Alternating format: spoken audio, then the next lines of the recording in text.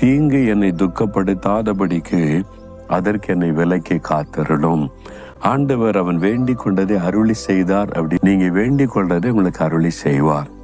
நம்முடைய வாழ்க்கையில பாருங்களேன், அனுதினமும் நம்ம துக்கப்படுத்துகிற காரியத்தை செய்வதில் நம்முடைய எதிராளியாகிய பிசாசு கவனமா இருக்கிறான்.